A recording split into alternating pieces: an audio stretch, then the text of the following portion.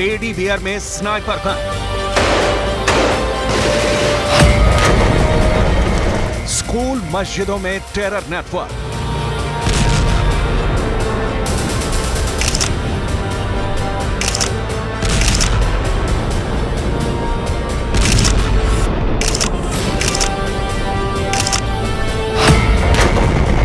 Hamas की खौफनाक साजिश।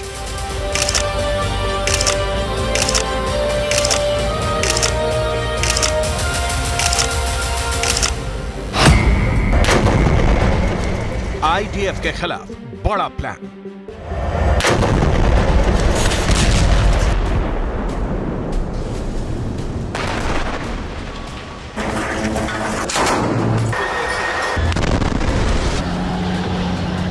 गाजा में हमास का रिएक्शन देख इजरायली सेना के होश उड़े हुए हैं।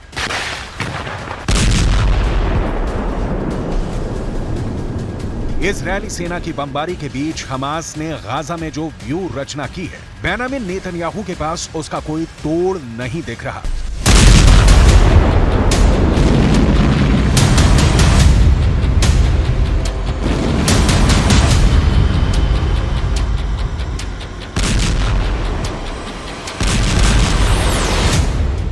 इजरायली सेना जिस ओर मूव कर रही है, हमास ने उस रास्ते में बम फिट कर दिया है।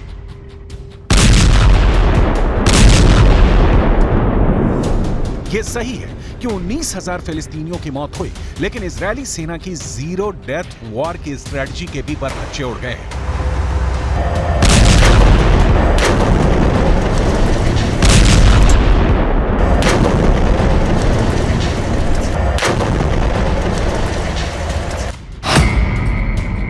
हमास के जबरदस्त प्रतिक्रिया की वजह से ही 27 अक्टूबर से, यानी जब से इजरायल ने गाजा में जमीनी हमले शुरू किए हैं, 121 इजरायली सैनिकों की मौत हो गई है। यह आंकड़ा हमास ने नहीं बल्कि इजरायली सेना ने ही जारी किया है।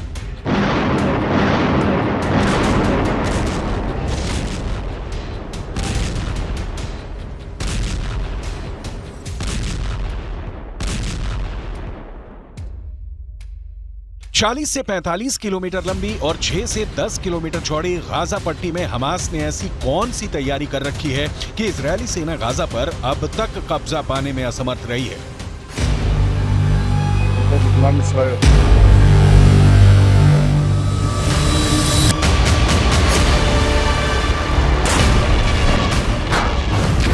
हमास ने ऐसे कौन से हथियार जुटा रखे हैं जिसका जवाब इजरायली सेना के पास नहीं है।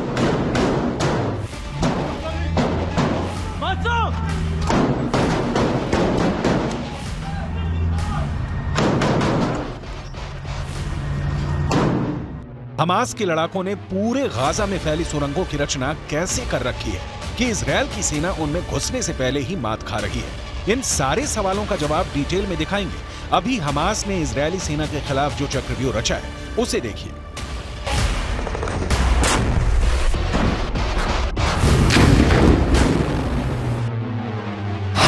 हमास नए तरीकों से आईडीएफ के जवानों पर हमले कर रहा है। हमास के आतंकियों ने गोलियों के अंदर बम भरकर उसमें रोने की आवाज निकालने वाले स्पीकर लगा दिए हैं।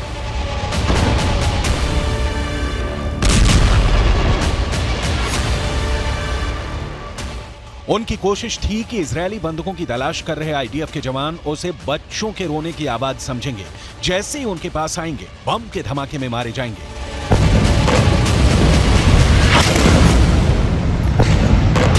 लेकिन हमास डाल डाल खेल रहा है तो इजरायल पात पात। इजरायल इंटेलिजेंस यूनिट ने इस साजिश का पता लगा के अपने जवानों को अलर्ट कर दिया, जिसके बाद डिस्पोजल स्क्वाड ने उन्हें निष्क्रिय कर दिया।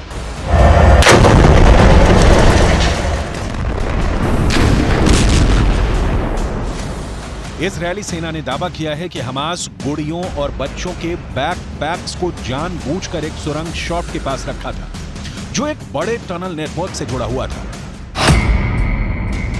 इजरायली सेना ने उस इलाके की तलाशी ली और घात लगाकर किए गए हमले के साथ साथ क्षेत्र में हमास की खुफिया जानकारी और टैंक रोधी ठिकानों का भी पर्दाफाश किया। आईडीएफ ने दावा किया था कि हमास के आतंकियों ने टेडी बियर के अंदर स्नाइपर राइफल और बम छिपाए हुए थे। इन टेडी बियर को लेकर आतंकी आम लोगों के बीच रहे थे। इसके अलावा गाजा के कई स्कूलों और मस्जिदों के नीचे टनल नेटवर्क भी मिला है। इसके जरिए आतंकवादी सुरक्षित आवाजाही करते। इतना ही नहीं, हमास ने इजरायली सेना की नजर से बचाने के लिए स्कूल में हथियारों का गोदाम बना रखा था।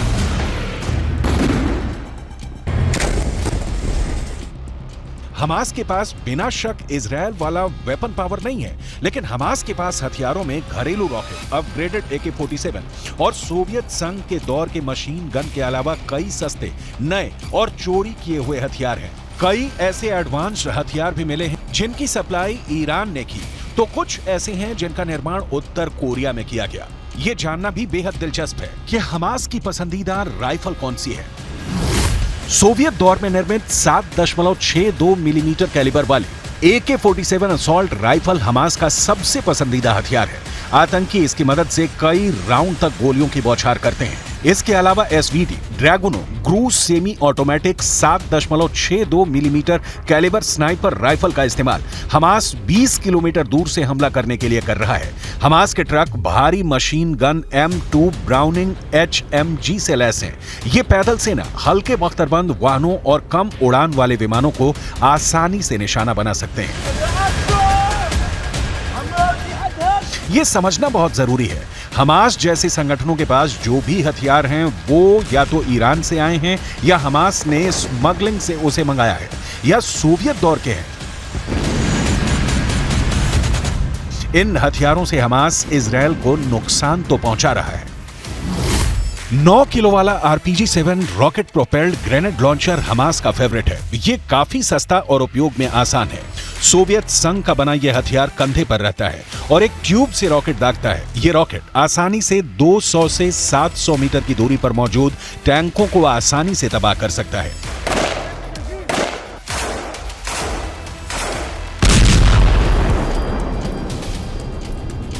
हमास को इजरायली सेना की ताकत का अंदाजा है, इसीलिए हमास ने 2014 से ही इजरायली हमले का प्रतिकार करने की तैयारी शुरू कर दी थी।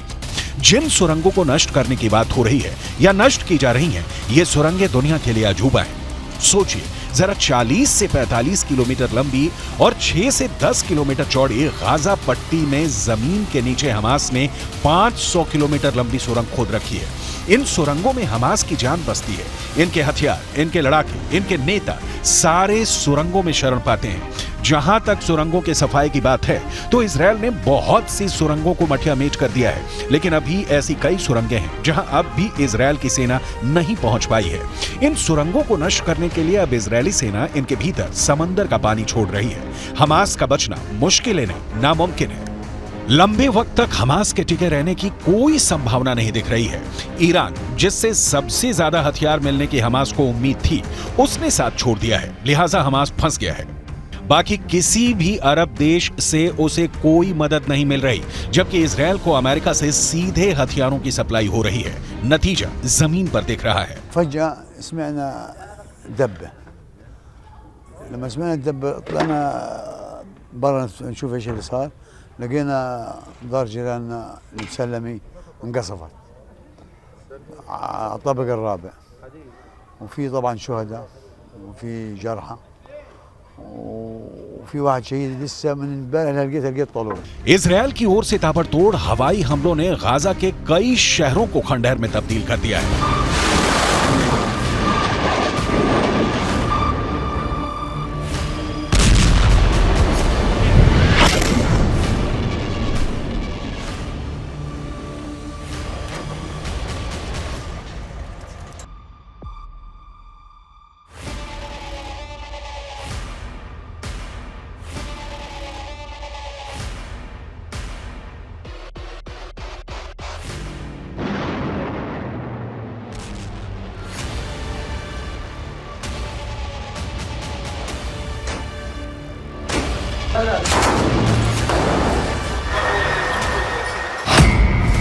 ताजा हमले में करीब 40 से ज्यादा लोगों की मौत हो गई है। सेंट्रल गाजा के एक शरणार्थी शिविर पर हुए हवाई हमलों में करीब 33 लोगों की जान चली गई है।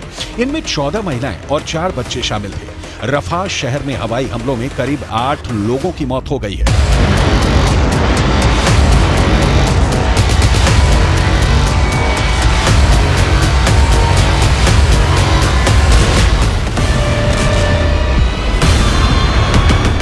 हर बीतते दिन के साथ इजराइल गाजा पर अपना नियंत्रण बना रहा है। खान यूनुस में इस वक्त इजरायली सेना भीषण बमबारी कर रही है। खान यूनुस ने गाजा के कई बड़े शहरों पर इजरायली सेना ने हमले तेज कर दिए हैं। इजरायल के प्रधानमंत्री बेंजामिन नेतन्याहू को बहुत गौर से सुनिए, क्योंकि जिन्हें युद्ध विराम की उम्मीद दिख रही है उन्हें बहुत निराश होना पड़ेगा। बंधकों की मौत की हमास वाली धमकी का इजरायल के प्रधानमंत्री बेंजामिन नेतन्याहू के ऊपर कोई असर नहीं दिख रहा है। אנחנו נשיג את כל יעדינו, חיסול החמאס, שחרור כל חטופינו, והבטחה שעזה לא תהפוך מחדש למוקד טרור, הסתה נגד מדינת ישראל והתקפות נגד מדינת ישראל. אנחנו נמשיך להילחם עד הסוף למען הנופלים ולמען הבטחת חיינו כאן בארץ ישראל. इजरायल फिलिस्तीन की जंग देखते देखते कई पीढ़ियां गुजर गईं, लेकिन 2023 में जिस तरीके से युद्ध छिड़ा है उसने तबाही की नई कहानी लिख दी है। इजरायल इस इरादे के साथ मैदान में उतरा है कि हमास के अंतिम आतंकी के जिंदा रहने तक गोली चलाते रहना है, जबकि हमास इसकी कोशिश कर रहा है कि बीते सालों की तरह बंधकों के नाम पर वो युद्ध विराम करवाएगा, संयुक्त राष्ट्र में आवाज उठाएगा और विश्व बिरादरी से इजरायल पर दबाव बनवाएगा कि वो हमास पर हमला नहीं करे। हमास की ये कोशिश आंशिक रूप से रंग भी ला रही है। अमेरिका ने इजरायल को दो टूक कहा है कि हमास के आतंकियों को मौत की नींद सुलाने के दौरान ये ख्याल रखा जाए कि किसी आम फिलिस्तीनी की इसमें मौत ना हो। लेकिन युद्ध में इजरायल इस कदर उलझा हुआ है कि अपनों तक को पहचानने में इजरायली सेना से भूल हो रही है। इन 3 युवकों को हमास ने 7 अक्टूबर को बंधक बना लिया था। इजरायली सेना ने गाजा पर हमला किया तो पहचान की संकट के कारण इन तीनों को गोली मार दी। हालांकि इजरायली सेना ने अपनी गलती कबूल कर ली है, लेकिन युद्ध में ऐसी गलती की संभावना लगातार बनी रहती है। सवाल फिर युद्ध कहां जाकर रुकेगा और 22 लाख फिलिस्तीनियों के भविष्य का क्या होगा? इस सवाल का जवाब नेतन्याहू के पास नहीं है, क्योंकि इसकी तैयारी में अमेरिका जुट गया है। जो बाइडेन का कहना है कि वो एक नई फिलिस्तीनी प्राधिकरण देखना चाहते हैं, जिसे महमूद अब्बास 2005 से चला रहे हैं। बाइडेन चाहते हैं कि संघर्ष समाप्त होने के बाद नई फिलिस्तीनी प्राधिकरण गाजा में कार्यभार संभाले। गाजा में आखिरी बार चुनाव 2006 में हुए थे। इस चुनाव में हमास को जीत मिली थी, लेकिन हमास ने सरकार बनाते ही महमूद अब्बास की फतह पार्टी के नेताओं के खिलाफ हिंसा शुरू कर दी थी। इस हिंसा में फिलिस्तीनी प्राधिकरण और फतह के हजारों कार्यकर्ता मारे गए। इस हिंसा के बाद महमूद अब्बास ने हमास के प्रमुख इस्माइल हानिया को पद से हटा दिया था, लेकिन हानिया ने इससे इनकार करते हुए फिलिस्तीनी प्राधिकरण से अपना रिश्ता तोड़ लिया था।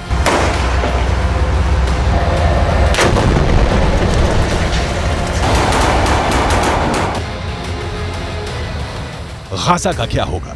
ये तभी तय होगा जब युद्ध समाप्त होगा या युद्ध विराम होगा, और ये दोनों सूरतें फिलहाल तो कम से कम नहीं दिख रही हैं। हाँ, एक बात जो अब तक युद्ध के दौरान देखी गई वो ये कि अरब वर्ल्ड का कोई भी देश हो हमास के साथ जमीन पर युद्ध लड़ने के लिए तैयार नहीं है, ना ही खुलकर मदद देने के लिए राजी है। यमन के हूथी विद्रोहियों के हमले या लेबनान के हिजबुल्लाह लड़ाकों के अटैक इजरायल को रोक पाने में समर्थ नहीं है, और इजरायल तभी युद्ध विराम करेगा जब हमास के अंतिम आतंकी को मारकर वो गाजा पर कब्जा कर ले।